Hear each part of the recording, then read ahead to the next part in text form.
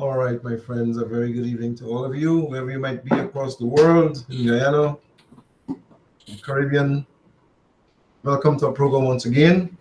With me today is Dr. Richard. I was able to snatch him off the streets and bring him down Uh, to the computer so he can come on and spend some time with you at home and wherever you are. Good afternoon once again, Dr. Richard. Thanks for the invite. Good evening, everyone. Good evening. Now, last week I had a pretty good time talking about constipation, Well, and we had some persons who were happy that we did. Some persons who couldn't take it because they can't deal with the feces and so, the fecal matter and well, what happens to that process. But I know that you had some points that you wanted to make, I think, which might have been very crucial and I might have missed. I don't know. And then I want us to talk today about what makes it happen, hmm the process of food consumption or the lack thereof, water, fiber, all of those things, and the digestive process. Because many persons are not aware that there's a process. They think that they just eat the food and it goes down in a barrel and it comes out at the bottom. So I want us to spend some time looking back at the views that you might have if you have any, and then I want us to go forward looking at the digestive process, which begins with consumption, eating something or drinking something. What happens after you do that? So welcome. And today we're going to take some calls also. I've got to get the phone because I know it's going to ring. They're going to call here, 231-6477, and we'll answer it. And I'll get the phone while you were talking about whatever it is that you had in mind, if there is anything. So from this point, it's over to you. well, it sounds as though I missed something last week. You really missed it. We talked about even persons who are in position Uh-huh. and what happens to them when they act while they're constipated. hmm It's very difficult to function properly when you're constipated. Yeah, So we even talked about some of that. yeah. And you've got some constipated leaders, Mm. constipated persons in high places and all of that. So Well, they use that word constipation for obstination. So some people like that. But I wanted to start on a point that is very, very relevant to the whole matter. Because go ahead, you go ahead. when this issue about constipation was discussed initially, years ago, many years ago, a person by the name of James Parkinson, uh, in his original century-old description of the disease that bears his name, which is Parkinson's, he described a feature as uh, turbid bowels, turbid bowels. And what he meant by turbid bowels was constipation. And yeah, you know, it's like trying to pass a bomb, difficult to push through. Yeah, Yeah, and sometimes painful. painful. Some people can develop, even hernia from Points of trying to do that, piles. and fistulas and all sorts of things, Mhm. uh, just trying to defecate. Uh, I had a professor in medical school. He said, uh, you can be the richest man in the whole world and have billions of dollars, but if you can't defecate, you have a problem. You're the poorest man. You know, what men would give to be able to have a bowel movement at times. You can consume the most richest, exquisite diets and foods, but if you can't pass what's left behind when the body uses up the most efficient, nutritious parts of it, you have a problem. Yeah, big one too. Big, yeah. Um, so James Parkinson's, he noticed that what preceded uh, Parkinson's disease was individuals, even before they got older, they were noticing that they were being having episodes of constipation, you know. And we learned since that bowel movement frequency may be very predictive of Parkinsonism. If you're having problems with constipation at an early age or even now, some people can go nice and easy uh, 1 week, and then it's turbid and turbulent the second week. Some people cannot go. Some people can't go even for 2 or 3 times in a month. You know, and so these are early predictive indications that Parkinson's disease is on the horizon, and many. It's important to note that there are a couple of things that they found that men with less than daily bowel movement, men and women too, uh, they were found to be 4 times more likely to develop Parkinson's disease. You know, you tell people, hey, you should at least have a bowel movement a day. You know, if you don't have a bowel movement a day, or every other day, sometimes you're having a problem. You're having a problem. And then another thing they found out is that people who, and I'm just dealing with Parkinson's because this is where it's leading. I mean, a lot of times when you're constipated, you may just think that there are episodes there. You might, in your mind, you're thinking about every time I eat this particular thing or anytime I do this, this is what happens. But it's your body really trying to register to you that there's a problem, there's something going on, because whatever you eat uh, should not have a long transit time. 24 to 48 hours should be the transit time, you know. So if you eat something today, uh, at least by tomorrow it should go, or a little The, bit early in the next. the waste from it should leave. Huh? The waste matter from that should go. Yeah, the waste matter. Exactly. Dr. Because Richard, I'm seeing just a part of you. If you could move oh, to your left a little bit, okay. How about now? it's better. Oh, okay. That's better. That's better. Yeah. Yeah. So so the longer with the constipation, there's a transit time. The Hmm. longer the feces stays in the colon, is the more problems you're going to have. Because what happens is that the colon serves basically to absorb water, Hmm. and some some nutrients. And if the transit time is longer, the water that's absorbed by the colon leaves the fecal matter very hard and dry, Dry. Yeah. you know, and that's the reason why you become plugged. And then not only that, there's a lot of carcinogenic, chemicals or neurotoxic chemicals that you would like to evacuate very quickly from your bowels. But if the transit time is long, if it just stays there, then those neurotoxic chemicals, instead of having you pass them out, you tend to reabsorb them back. Hmm. And Hmm. that's where you have a problem. Hmm. So what they started to do is realize that a couple of things. You might have went over this last week. It says the bigger and the more frequent the bowel movement, the healthier you may be. Is that right? Hmm. The bigger and more frequent the bowel movement, the healthier you may be. Oh, we're not talking about diarrhea in this instance. No, no, no. We're not talking about diarrhea. You can't really, Normal like, bowel but we're movement. talking about nice. You know, Yeah. there is a consistency. It's not too hard, and it's not too soft, So. but it's able to to be fluid, to be able to, you know, pass easily without a problem, right?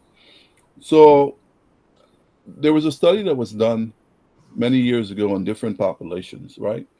And what they were looking to see is in the populations that have the highest incidence of colon cancer, and this is where I know we're heading later on, but the populations that have the highest incidence of colon cancer tend to have a drop in the weight of the feces. Now, you may ask, well, how heavy should the fecal matter be as you evacuate it? You know, well, they're saying it should be at least a pound, 1 pound of waste matter in the toilet. 1 pound of waste matter. So then now the question asked now, how do you know it's a pound? I mean, how do you weigh it? Just take it out and weigh That's pretty messy. it. Dr. Richard, this is what you thought there. I just wanted to mention to the folks who are watching that this program can be found online also. You can go on Facebook, but right now you can go on YouTube, or you can tell your friends or your neighbors or your family members that all you've got to do is to type in Dr. Joseph Haynes on YouTube right now, and they're going to be on this program live once they have internet, and then they could subscribe to it and like it, and then every Thursday they'll be notified when we're on, that they can just sign on and they'll get us. So just do that, and do it with all your friends, because this information here is crucial information that we give. It's very important information, and you can't pay for this. You can't pay for this information. So call your friends, let them just go on YouTube and just type in Dr. Joseph Haynes on there, and they're going to find it and go live, click on live, and they'll be on the program. And then they can call in. They can call in at 231-6477 at pretty much any time, and we'll take the calls and answer the questions. Continue, Dr. Richard. Yeah. So what they notice is that the incidence of cancer, colon cancer, and all the other cancers increase when there is a drop in the fecal weight. So how do you weigh? Well, you need a bathroom scale, and what you do is weigh yourself before Go. you go, exactly, and then you Mhm. weigh yourself after you go. And what they noticed when they did that is that individuals who fecal matter dropped to as much as a quarter of a pound, they were highly susceptible to cancer, Colon cancer. colon cancer. Exactly, exactly. So then you may ask, well, what is so significant? Why? How can I bulk up my stool? How can I do it?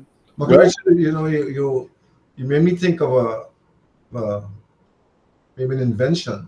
uh-huh. We Let could me probably hear. have a fecal bag. Oh no. Oh.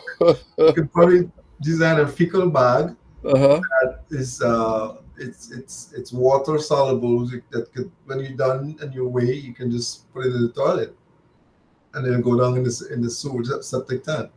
And you dissolve, the paper will dissolve as it hits the water. That's interesting.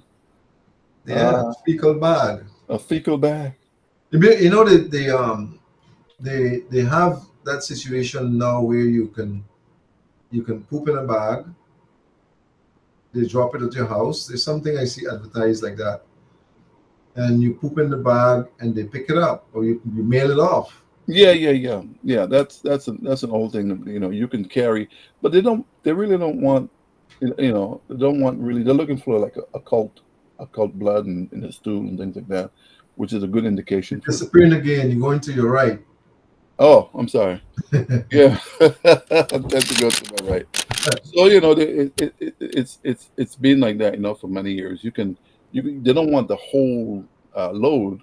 They just Yeah. want some of it so that they can check for So what blood. happens to the person who defecates 2 pounds or more? Well, you know, um, it's very, very highly and very possible. And what's important about what they've noticed also is that people whose fecal matter weighs heavier are those who are on plant-based diets, Hmm. because the plant, you know, uh, have fiber. Lots of fiber. lots of fiber, and the weight comes from that, you know. But people who eat a westernized diet, you know, a lot of meat and things like that, the weight, the fecal mass is lower. It's not. There's no bulk. There's no fiber, much fiber in that.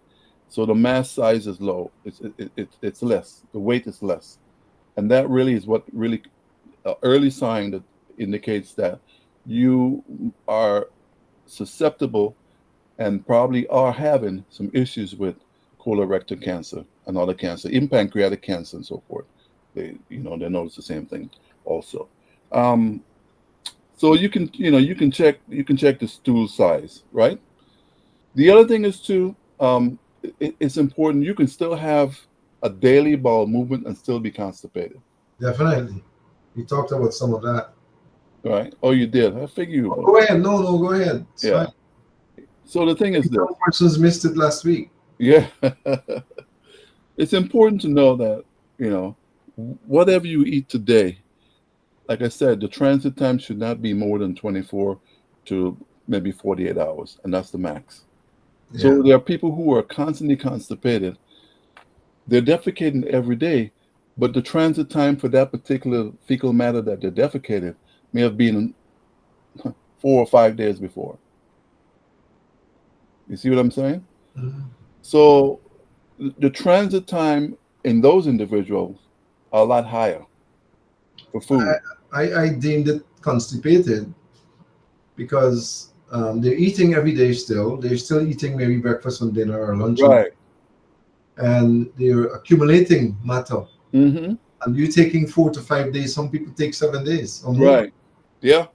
And that's a bad situation with the 7 day transit time. But they're in their minds, and what they're seeing physically is that they're going every day, but the fecal matter that they're defecating is not within 24 to 48 hours. It's longer than that, you know. And Mhm. they're not having, when they defecate, there's not a complete evacuation of all the food matter that they Because they consume. need to pass. Right. You know. So it's just a little, a little tidbit, but they still feel bloated. They are feeling that there is not, you know, they still have to grow somewhat, and there's some incomplete sort of result. You know, when you go to the It's not. bathroom, They feel it's not done. You know, it's not done, right? we've had Not that. done. We've had that complaint by many persons Mm-hmm. would come and say, I go to the toilet, dark air, but when I'm finished, I feel like I am not. It wasn't complete. It feels Mm-hmm. like there was still more matter in there. Most times when they feel that, it's true. Yeah. It's very true. Mm-hmm. And sometimes that is also linked to the lazy peristalsis. That's true. It's not really working as it should because Mm-hmm. you've had situations where you would have denied your body's ability to Mm-hmm. evacuate when you should have done it. Mm-hmm. You know, the Mm-hmm. persons who I hear this all the time, especially from teachers and many women who are afraid of using other toilets. Yeah, and they hold it back, right? Yeah, they hold it. They said, Mm-hmm. I feel like I want to go, but I don't want to go to that toilet because I'm afraid of this or that, the other. And Mm-hmm. I talked also last week about persons who want to go and is unable to go because there are no facilities. That will make the colon become lazy. The peristalsis will slow down, and the next thing you know, you're not having a motion when you want to. Mm-hmm. It's true. And another way, that you can, it comes down really to the transit time. How long it takes for your system to absorb all the nutrition that it needs. Because the system, the body is very smart. It knows exactly what it needs. And after the absorption of all the nutrients, how long does it take for the waste to be evacuated from your system? That's the transit time. And the longer the transit time, the more susceptible you are to disease, all sorts of diseases. Yeah. You know, and how you measure the transit time. This is a very simple thing to do. You can eat like some beets, for example, something that is of a color, Yeah. different, and then you know you ate it on Monday. A healthy transit time should be 24 hours, right? Tuesday, Tuesday maybe morning, Tuesday midday, or Tuesday afternoon should be the time for that particular evacuation to occur. So you should be seeing a stool that's pinkish in color, you know, Hmm. 28 to maybe 48 hours, maybe not the whole 2 days, right? So if you don't see that pinkish color within 1 to maybe 2 days, you have a problem. Yeah. Some people would say that I I I don't remember having anything that was pink or red. Yeah. But when I went to the toilet, I saw red stuff in there or pink stuff in there. Hmm. I was wondering what is it? Why is it why am I bleeding? Or then I'd ask the question, what did you eat? Like Right. Right. 24 hours ago, what did you eat? What did you eat or drink? Right. And then you say, well, the only thing I had was a smoothie with some beet juice inside. Right. Right. Yeah. And the beats, the beats are very good indicators to indicate, the transit time. So, it's important. That's important, to check your system out, you know, rather Mhm. than having to go and get, they have, the hospital can do that too. I mean, you can go, they can give you a barium swallow and all sorts of things to, detect exactly. Well, they'll do that, and they're going to check your whole system too. But they usually indicate how long it takes for that particular thing to go from your mouth to the bottom, to your intestine, to your large intestines. And you should swing market share again. Yeah. I'll fix this later. Yeah, the other factor that is important to understand here, which is a good point, is that when you don't have that transit time and it passes that time and it continues to go beyond that time, um, not only will you reabsorb matter that needs to be excreted, Right. but Right. you can also encourage parasitical infection. Yep. You can Everything that's encourage there. you Hmm. can encourage other factors there that can cause you to end up having hemorrhoids, or we call them pylori hemorrhoids, or fistulas, where the stool gets harder and drier, and the next thing you know, you can't really go. You gotta really do acrobatics to get it Yeah. out. Or you have to do manual Manual evacuation. extraction, Yeah. which is something that can be done, or we talked also like colonic irrigation. Hmm. We do colon therapy here, colonics here, and it really has helped a number of persons who would have had bowel troubles and difficulty with motions to have that matter excreted Hmm. without pain. It's very painful. Constipation is a very painful thing, and it Yeah. can be a very costly and deadly thing. So you don't want to have constipation. You don't want to have that. And some people are born with an extra long sigmoid colon, Yeah, and a megacolon, a yeah. very large colon. Hmm. So in those individuals, and you don't really know it, uh, you don't know exactly what you have within you until maybe Until you it's go and diagnosed. you go get checked up, and then they tell you. But in those conditions, the fecal matter tends to pile up. You have more space. You know, so in the area where the colon, a large colon, you have like a whole lot more room to support a lot more fecal matter. Yeah. So things are just coming and just piling up, because what really gets the peristaltic movement of large and even in small intestine is the matter, you know, whether or not it's chyme like in the small intestine or fecal matter or waste in the large intestine. It has to rub against the walls of Hmm. the colon, the intestines. And when if the intestines if the colon is large, then there's a lot more room. In order for it to be able to touch on both sides, it has to build up. You see what I'm saying? Hmm. And in order for that, when that buildup occurs, then you can have both on top and the bottom. It's a tube, right? Then you Yeah. can really get the peristaltic movement going. So people with those conditions, they tend to be have a lot of them have problems with constipation because the fetal matter in those areas in the colon tend to accumulate in that area. Yeah. Mhm. And some people are born with diverticuli, and then the fact that the fecal matter is there, then like you just said, there's a lot of bacteria and so forth infect these diverticuli and you get diverticulosis, and all these different conditions. So it's very, very important with individuals that you drink a lot of water. Yeah. We all need to drink water. Water is very, very important. Hmm. And we find it very easy. Persons who don't consume enough water, and it happened again this afternoon at someone I was screening when I was preparing to do the bioresonance on her. Every 2 minutes or so, her hands are dry, Yeah. just dry.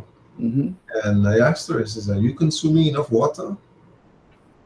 You don't seem to be consuming because you're dry. I mean, within seconds you're drying. So it means that there's not enough fluid, not enough liquid in your system." Hmm. And sure enough, she is not. She was not. Yeah. The liquid helps.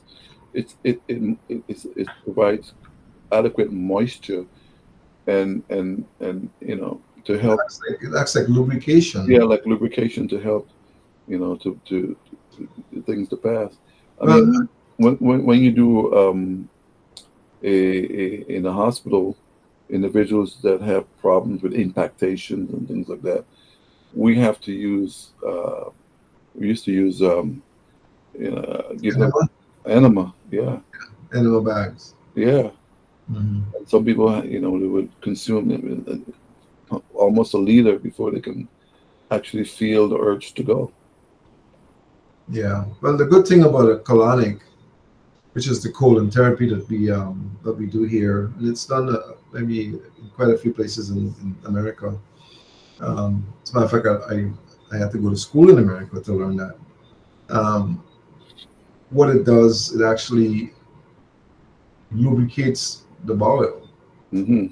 Allow the water to go around the stool so that you can take it off the walls and allow it to come to pass through the center of the intestine or colon without strain. It just comes right into the nozzle, and we see that the stool is coming out. There's a window, we see it. But you can see everything that's passing through. Everything, everything. If it's blood, if it's worms, we see worms coming out of there. Everything, everything. We've had situations where when we get the cecum to empty a few times, um, I'd tell the person, I says, "Oh, so you had orange this morning?" So how do you know that? Well, I'm seeing the orange species going Yeah, of through course. the view is true, or Hmm. the carrots or whatever.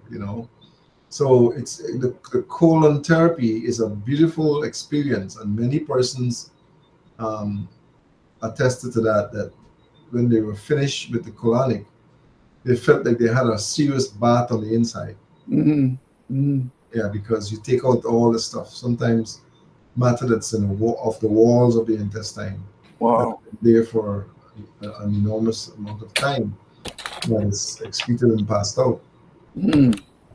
So there are ways of assisting persons who would have these bowel issues with constipation, and as a matter of fact, the colonic can retrain peristalsis. We can actually assist the persons to restart their peristalsis with colonics. If they have slow peristalsis, which is the motion, the wavy motion that makes the matter move through the system, the, during the colonic, we can teach the colon again how to get back the peristalsis so that you can have that wavy motion occurring naturally.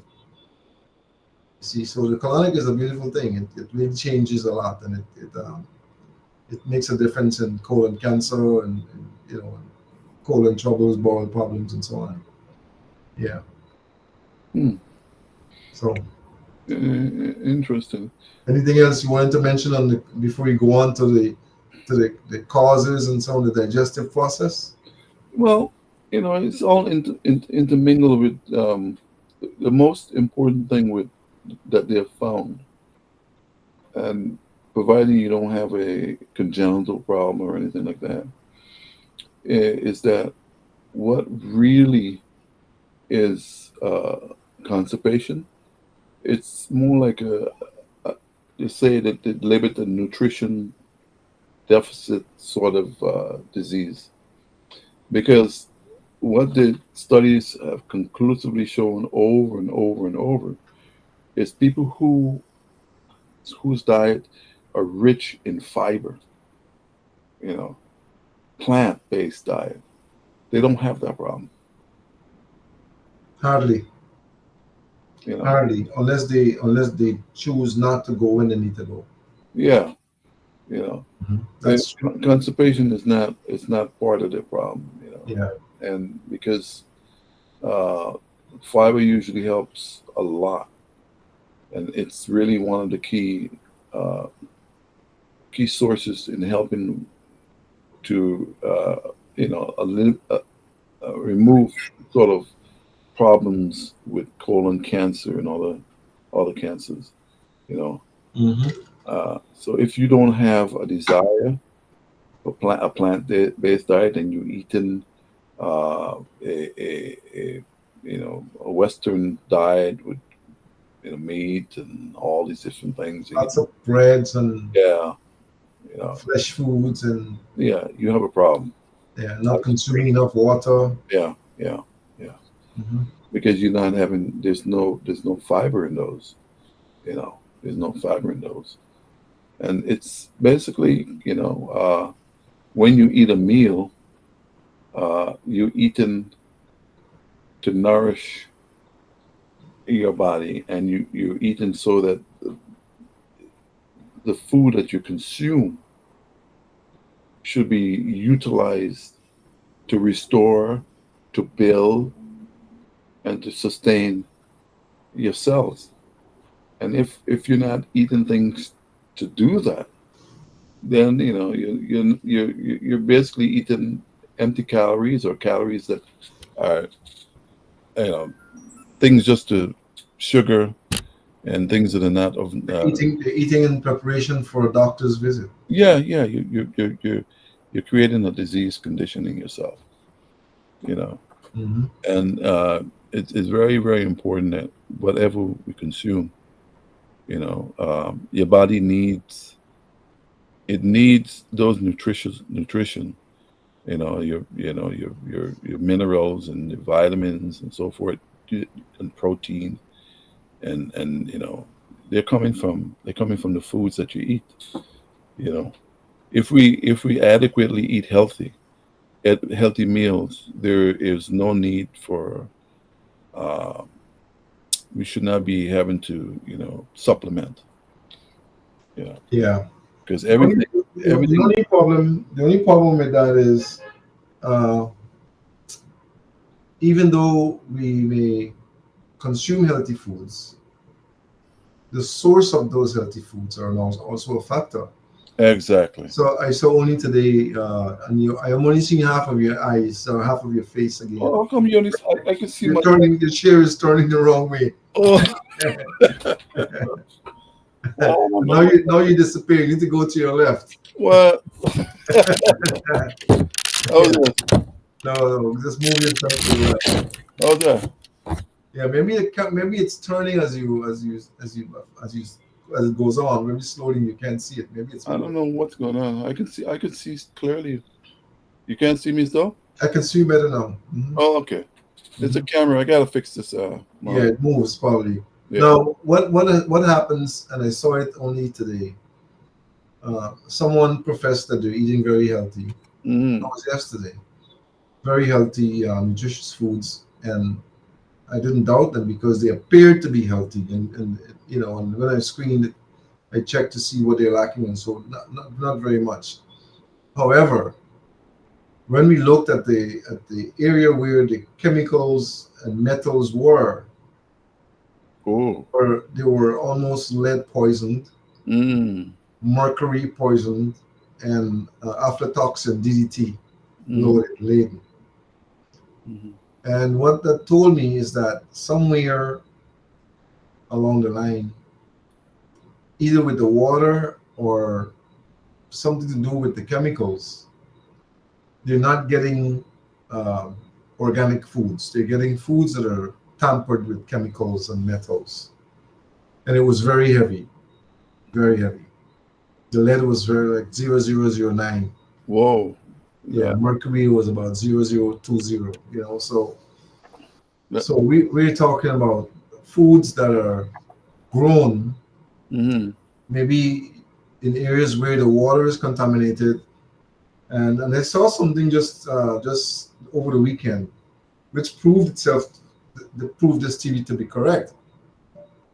I was at a farm where I visited a friend, and we went to get some mangoes, some vegetables, and so some fruits basically. And while I was there, two men showed up with those spray cans in the back. Uh-oh. And so I said, "Wait a minute, where these guys are going?" There was a rice field not very far away, across the pond, basically. Mhm. She said, "Oh, they're going to spray the weeds and to try to get rid of the weeds in the pond." We're round up. So I said, "Well, this pond feeds what?" He says, "Oh, it feeds the right field over there." Nobody's thinking, right? Mhm. They just use the water to water the rice field over there. So I'm saying to myself, they're going to use chemicals to kill those weeds, and the same pond that the weeds are growing in, they take water from there to water the rice. Oh. So I went over to the guys. I went to them. I said, "Excuse me, I'm just curious. What is the purpose of your spray?" He says, "Oh well, we got to kill the weeds and whatever bugs are there." And so I said, "But you're spraying in an area where there's a rice field. Isn't this going to hurt the rice seedlings and all that?" "No, no, no, no. It was just a little bit of chemical in the water. A little bit of chemical in the water." I said, "But it's water. It's chemical enough to kill the weeds. Mm. So if it's going to kill the weeds, then the chemical is in that water, and you're going to use that water to water the rice. That's what you use to." I said, "Yeah, yeah. It's just a little bit of chemical in the rice. You see." Mm. So in the minds of those guys, they don't see the importance of not spraying the chemical in the pond, so that that water would not be contaminated to water the rice. You see where it is. So I think one factor here is that maybe the farmers and the persons who are growing those crops do not understand the danger that is in those chemicals. I don't think they know. So when you eat those things and you think I'm eating really healthy greens and vegetables and so on, you don't think about the chemicals that are used to kill the bugs and the weeds that are affecting those chemicals. And that is where we saw the numbers. Mhm. Even though this person was fairly healthy, he was laden with chemicals in his body to the point where even I think he said, is losing some hair. Oh yeah. You know, and once you consume that rice that is grown with all those chemical contaminants, it goes into it starts in your mouth, goes down your esophagus, goes into Stomach. your stomach, and then from there, it goes past the duodenum, goes through the small and then the large intestine. All those chemicals that are in, along with the minerals and the proteins and the vitamins, all that is absorbed into Yep, your blood. into your bloodstream. You know, And so then so you are what you eat. If we you eat, wonder why we have Parkinson's, why we have memory loss, why we have it's crazy. yeah, I wanted us to touch on and it's already on. It was already. We only have like 20 minutes more, believe it or not. hmm Um, it's difficult to believe that this whole process of disease, the disease process, Hmm. it pretty much begins in our mouths. Yeah. Let's just not worry about what we breathe and all of that, but let's think about what we consume. Hmm. It begins with what we consume. Hmm. And we always talk about digging our graves with our teeth and eating ourselves into our graves and allowing our foods to be our medicines and our medicines to be our food. We talk about that, I mean, numerous times over and over. When we talk like that and people eat like that, it's very difficult to allow foods to be just medicines when foods are also toxic. Well, some medicines are beneficial and some are not. See, the thing is, you know, the That's guilty, true. I the, mean, that's true. There's no doubt. That's a yeah, the guilty party is not the body. The body is doing exactly what it's designed to do. Mhm. But what is happening is whatever we are fueling our cells, because basically, you know, we can go. Let's go to the cellular level of things, and that's what we deal with every day. Whatever we put into our cellular in our cells is what we're consuming. So Oh yeah, if you're consuming food that is unhealthy, you are putting unhealthy substances into your cell. You know, you're hampering with the enzyme process in your cells, all the chemicals that you know the mitochondria have to utilize so they can provide the ATP, the energy. You're not putting clean fuel in your car. yeah, What are you going to get? A lot of backfiring, and you know, you use water, use some water, put water and gas, and put it in your gas tank, and what happens? You know, or you mix premium gas, which is very nice, but then you put another chemical in there. You know, the body, the car, is is trying to use everything for fuel, but then there's some things that are not user friendly. yeah. So it's either gonna spit it out or it's gonna uh, contribute to the vehicle's destruction. Exactly, the demise. And then we are wonderfully and fearfully made. Your body is going through all those. It's trying to process all those chemicals that are in the food that should not be there, and it's going to try to say, okay, okay, okay, I'm going to do my best. I'm not going to use this for energy. I'm going to have this go and be stored in the fat cells, because I can't use it in my mitochondria, because the mitochondria is very, very important for producing energy. I'm going to just store it someplace else in the cell. We Maybe can't use maybe you have stored at the liver. Yeah, exactly. So all the stuff goes in those areas, and they're there just waiting to say, well, when are you going to use me? Well, DDT, or I don't know when or, I can use you. or it becomes toxic enough to start another process. Exactly. Exactly. So, all those chemicals that are not being utilized by the body, they are stored and they're waiting for a process whereby they can be utilized, you know. Either in a cancer form or hepatitis or something that is negative. And the thing is, you mentioned the liver. The liver has a very, as you know, it's a filter. They have a system, the P450 filter system.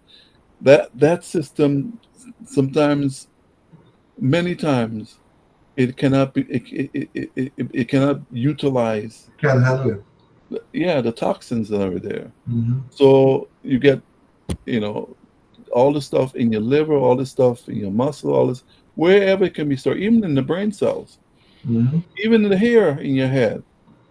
you know they're utilizing it. We can't process it, we can't eliminate it. We try to eliminate it in the colon, but then the transit time is too long and it's reabsorbed again. you know So where do we put it? That's why you can tell, a lot of times they use, when they do like a DNA test, or they can take a strand of hair, and they can discern what is in your body, Yeah. where you have been, basically. One strand here. Yeah, one strand. I don't know if we can do it in Guyana, but I know in the labs, forensic labs out there, Yeah. you know. By the way, if you have a question or a concern about your health, doesn't matter if it's constipation or not, and you want to get an answer, you can call. The numbers on the screen there, 231-6477. You can call us, and you got Dr. Richard and myself here. We can try and help you.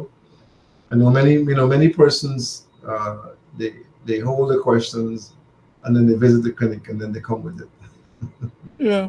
I mean, which is okay. It's it's okay, but fine. it's free here. You don't have you pay at the clinic, but you don't have to pay here. So you can make the call and get an answer, and then if you need to get to the clinic, then you can come. But Dr. Richard, the constipation process begins in the mouth, Hmm. and we consume foods that not only are toxic, foods that become like cement in our bodies because we're not mixing it as we should. We're not chewing it as we should. Many persons don't chew; they just swallow. So the food is not broken down before it gets to the stomach. They try to break it down in the stomach, which is not what the stomach is designed for. But that's why we were given all this teeth in our mouth, you know, so that we can chew. We can chew over 20 times the same food and Hmm. break it down so that when it gets in the stomach, there's not much work for the stomach to do because, like I did again today, there's so much gastric situation, so many gastric situations which occur in the stomach because of the food not properly chewed before it gets down in the stomach. You see, and this is important that we try to educate people, and this is what I try to do all the time: educate people as to how not to get sick, how not to get sick, because sick is not a normal situation. Hmm. Sick is an occurrence that is taking place because we mismanage or we misuse the body system. So the teeth in your mouth is there for you to chew and break down whatever it is. I don't care if you're eating copper, you chew it if you can chew it until it is broken down to the point where it can go down properly and be digested in the stomach. The stomach can do its work much easier. I'm not saying to go and use copper, but I just use that because it's hard. But Yeah. many persons consume foods and they don't chew.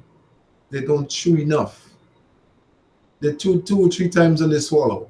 Hmm. And that is a terrible mistake because you need to break it up so that the stomach will have less work to do when it gets down in there. Yeah. The thing is, the body can only, the digestive system can only, it can utilize uh, foods only when it is liquefied. Okay. It has to be in a state called, they call it chyme. It's sort of a liquidy sort of looking thing.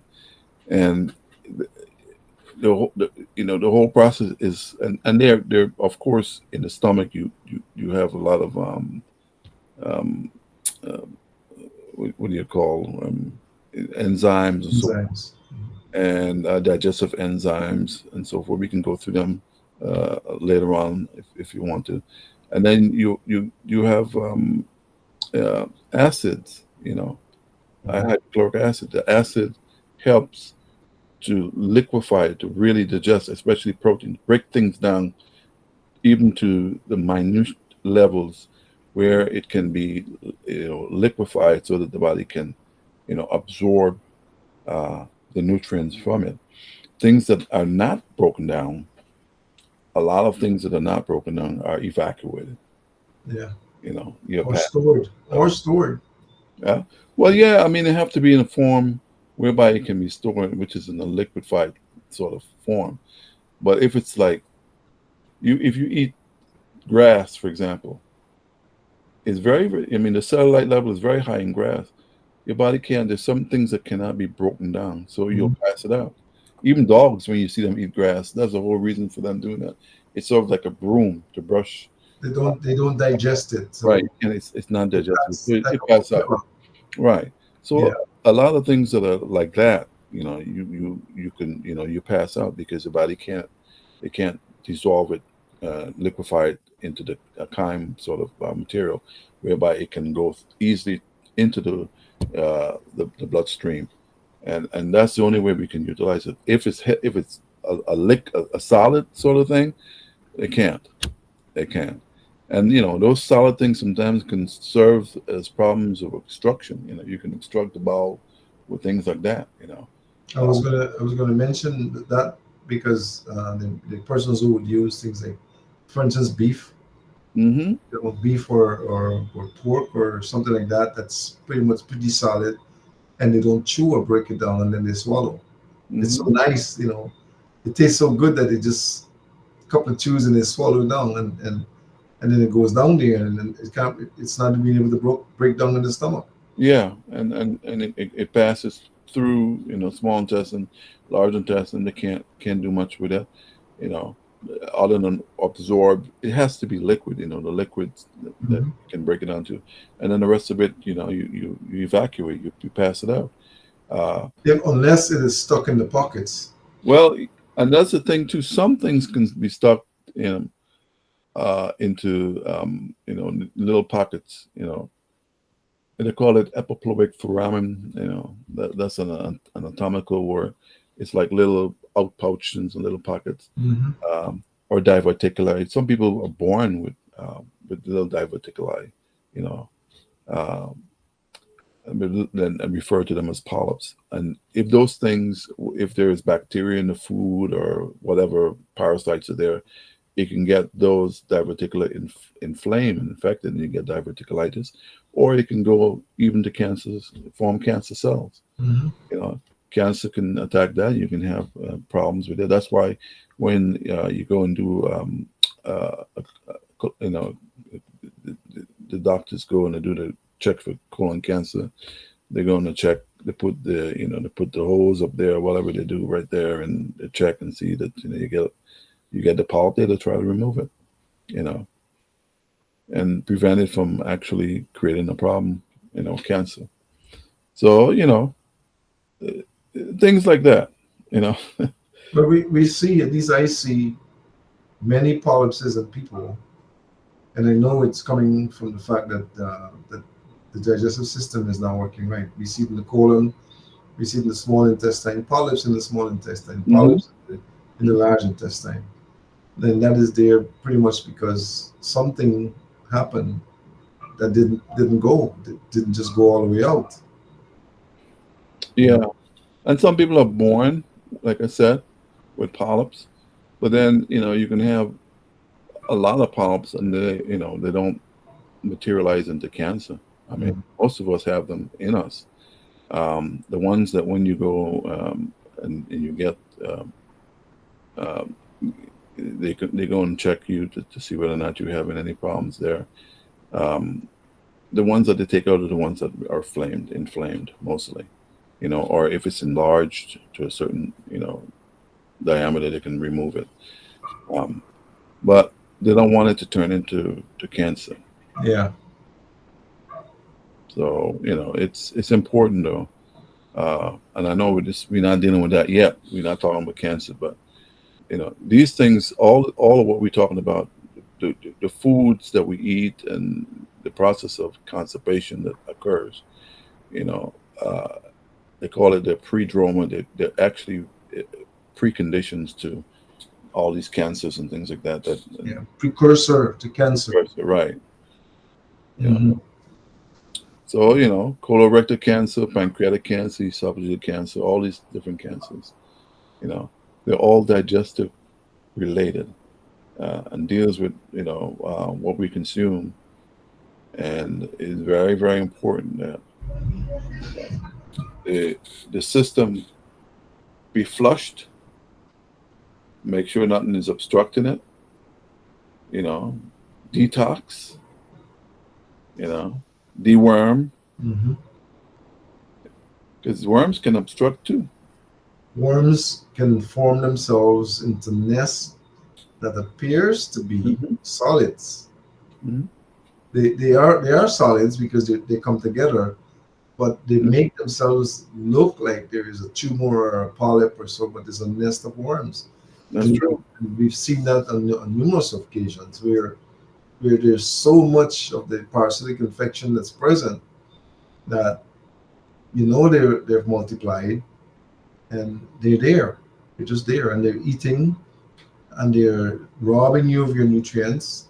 Hmm. They're messing right there and they multiply, So you just don't take parasites for granted.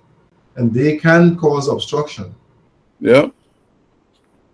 They can contribute to obstruction. So I've always said to persons that are parasitically laden that is important to deworm and detox, cleanse your system because let us do that first because let us make sure we want to make sure that it's not a nest of worms and it's a foreign matter that is there.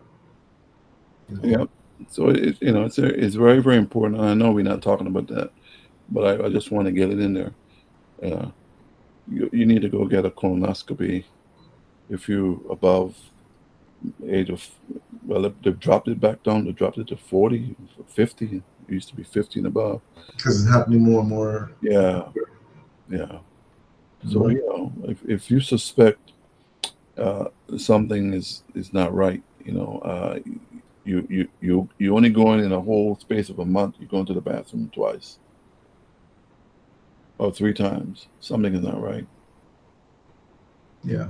And But when we screen, we see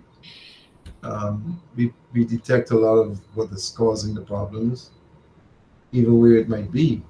And all persons need to do is number one, accept because you have an issue, believe that there is a problem, mhm. and then follow the rules because the hardest thing we have to do here is, and I hear it all the time. That means what am I going to eat? What am I going to eat? After you, what am I going to eat? I mean, what am I going to eat? Well, the reason why it is important that you follow that process of eliminating what your body says you need to eliminate temporarily is because what you've been using is causing you to have what you have now. Hmm. Hmm. It is a factor in your state of your body system now. So you don't want to continue using, and the system is so smart that it actually, um, as you screen, it actually indicates to you what you should avoid because of this condition or that condition. Yeah, And people just don't understand that you cannot keep doing the same thing and get different results. It right. doesn't happen. You cannot keep eating the same food and expect to get a different outcome.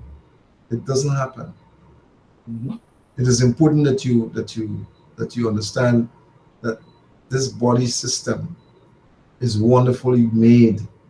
It is made so that we can live to be over 100 years old, but we just don't follow the rules. We abuse our body systems. We abuse, we eat food sometimes as if there's no tomorrow, you know, Yeah, things that we shouldn't be eating. We eat them the way they should not be eaten either because, the persons who eat raw foods, raw things, and, it's, you look at them later and they have parasitical infection out of the ears, yeah, and they're full of heavy metal. chemicals and metals and everything else. Yeah. You see, all the food stuff are contaminated. I mean, I'm coming to the conclusion, even the good things. So we Mhm. really, really have to be very discerning. I mean, even if you go into the market and you're buying, uh, you know, greens and things like that, and you can detect chemicals just you by smelling, you know, or tasting. Then you need to get another source, your vegetables Grow and your own. yeah, yeah. And that's Grow your own. In Guyana, the weather is beautiful. All we have is sun and rain, and you could get plant pots and put good soil in there and grow your own foods, grow your own vegetables. how many people do that though? Hmm? How many people do that? How many of them? How many people? I think people, the average person is very lazy. Oh boy. They don't see that as they don't see it as something. I can go to the market and buy $200 callaloo, man. Or I can buy a pongo boro or a pongo okro. You know, they don't think that this pongo okro contains 2 pounds of chemicals. You know, Yeah. they don't think that it has DDT that might be used to spray the bugs. They don't think that. You know, so I think what needs to happen is that there needs to be more more time spent educating persons Hmm. as to the importance of putting some pots down along your yard or on your veranda and growing some okra and some boro and some callaloo and pak choy, and you can grow most of your vegetables on your veranda, Yeah. Uh, in pots, true. and you grow it without chemicals. I was speaking to somebody who does that, but then he's saying he has a problem with the worms. You know, he has a war with the worms and the birds and all the different insects. I mean, there are things that you can use that are natural That's to, important. You know? to get rid of the worms, and you can protect your plants from the birds as much as you can. Different ways, use mesh and so Hmm. use some sort of a shield with mesh. But the world is so technologically advanced now that you could Google things, Hmm. and what do I use naturally to keep worms away from my plants, and they'll tell you. It'll come with something like apple cider vinegar and water, or something to do with baking soda, and you're gonna have some peppermint oil with Yeah, peppermint I heard. is one that kills a lot of parasites. Hmm. I mean, Hmm. those are byproducts that are not going to harm you. So it's just a matter of knowledge, being exposed to knowledge or information that can give you the knowledge you need to do what you need to do. So there's no excuse really. The excuse that is made, um, maybe I think this is because you don't want to take the time out to do that. It's easier to go shopping than to plant and maintain. But people don't understand also that growing those vegetables is therapeutic. It's also good therapy for you. Yeah. Besides producing the food that you need for you and your family, it's therapy. It's good therapy. And the other things too, just find. I mean, there are people who does do what you're saying. They grow their own homegrown. They have like a homegrown farm. If you can find or affiliate yourself with somebody who does that for a living, because they do. They have people. I've Hmm. met a few of them. And then just patronize the business. I mean, give them something because uh, you, the thing is grown organically and naturally, and it's very very difficult uh, to get those produce in that form. So just pay and join the farm or be a customer, willing customer or paying customer. It can happen because people are looking for organically grown foods. Yeah. And I shared the example of my callaloo the other day Mm. that I grew, and I picked the callaloo. I picked it one day, and um, I washed them. Of course, I washed them, and they were grown indoors, Nice. indoors in a screen patio area. Hmm. Um, I put them in a bag, and I traveled with them. Hmm. And when I opened them up, it was just like if I just picked it. Nice. Nothing that was different about it. That I just took it off the out of the garden, Mm. because there was nothing uh, used that could have tampered with the natural state of the plant. You see, So it So even when it was cooked, you could actually taste the natural state it's of. naturally flavored. Yeah, Yeah. it has a natural taste that you don't even need any salt. You don't need, it's just right, just right. Yeah. And then and all I did was put it down and water it, Hmm. just water it. Yeah, but you it was enclosed, right? You have Yeah, protected environment. it's an environment where Yeah, nothing of a foreign nature could tamper with it could fly easily. in or whatever. That's No, good. And it grew. oh, I mean, they were the size of my hand. Wow. Yeah, See? the leaves were like the size of my hand. Wow. Yeah, of course, some were smaller, but the Mhm. average leaf was like big like my hand. Yeah, Yeah. Well, I know next time, I don't know if we're going to continue the same um, subject, but would like to talk about some natural things that are used and give some comparison with countries that are, uh, that, we're dealing with cancer in our sphere of environment here. But there's some countries where, for example, colorectal cancer is not even heard of. They don't have it in their countries, and we're gonna look at that next, sure, sure. and also find out what curcumine can do and curry and things like that to help with those cancers. This is the purpose of our program. It's a learning, it's teaching, it's a health program that is to edify persons and to help them to be able to live longer lives, Hmm. longer, healthier lives. We Hmm. got about a couple of minutes more. So, sure, we haven't touched on the digestive cycle, but we're going to complete that Hmm. at some point so that the person can understand the benefits of chewing properly Right, right. We're gonna do that next time. and where it ends up, where it ends up and how it processes and all of that. Because many persons are not aware that there's a process, there's a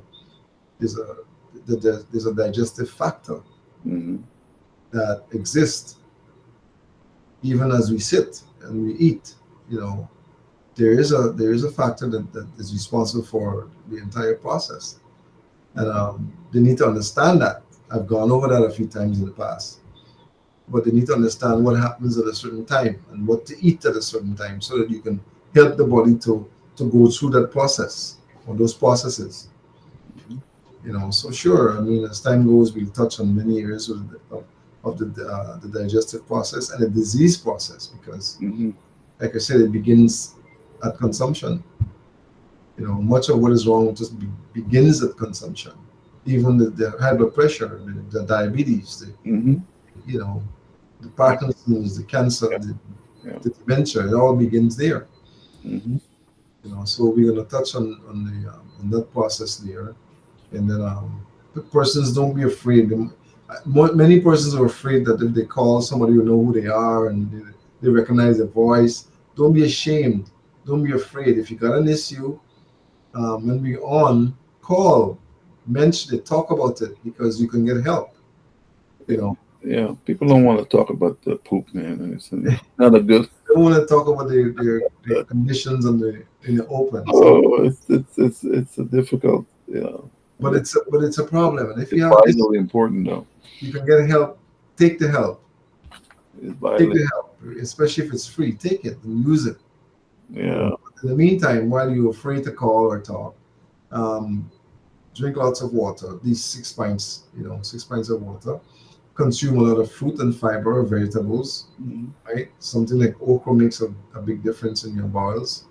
Steam it and use it. And lots of callaloo. Some people say they call it. Yeah. Uh, Cool. yeah. So anyhow, Dr. Richard, I think time is up, and Okay.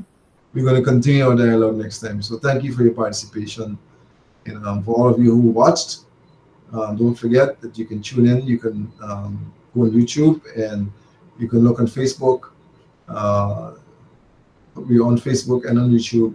And next Thursday, God's willing, just type in the name Dr. Joseph Haynes and come right up. Okay. Until we reach again, Dr. Richard, have a wonderful weekend. Thanks for your input. Same Thanks to to you. people who looked and listened, our operators and everyone else. God bless you. Have a good evening and so on. Same to you. Take care.